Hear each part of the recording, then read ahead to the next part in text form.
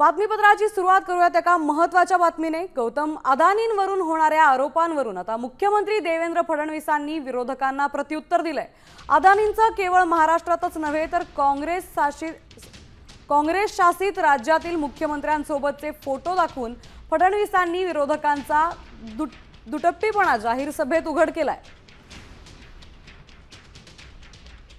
राहुल गांधी तर विरोधात आहेत ना, अडाणींच्या रोज बोलतात ना अडाणींवर। त्यांच्या शासित राज्यांमधली काय स्थिती आहे? लावता का रे बाबा फोटो? लावा फोटो। हे कोण आहेत? हे अशोक गहलोत आहेत। राजस्थानमध्ये मुख्यमंत्री असताना अडाणींना बोलवून 66,000 कोटी रुपयाची गुंतवणूक घेतली। दुसरा लावा। दुसऱ्याचा फोटो आला नाही, पण मी सांगून देतो। छत्तीसगड भूपेश बघेल, हे भूपेश बघेल नाही, ते पुढचे आहेत, थांबा इथे। भूपेश बघेल 55,000 कोटी रुपयाची गुंतवणूक घेतली।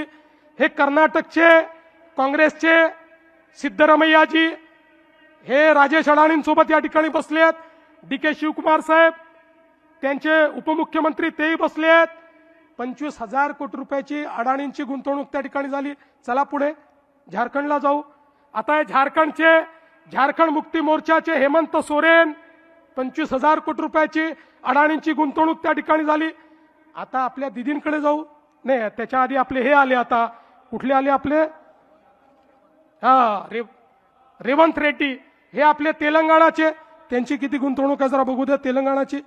तेलंगणाची देखील 25,000 कोटी रुपयाची गुंतवणूक या ठिकाणी तेलंगणाची। आपल्या दिदी किती शिव्या रोज देतात मोदीजींना।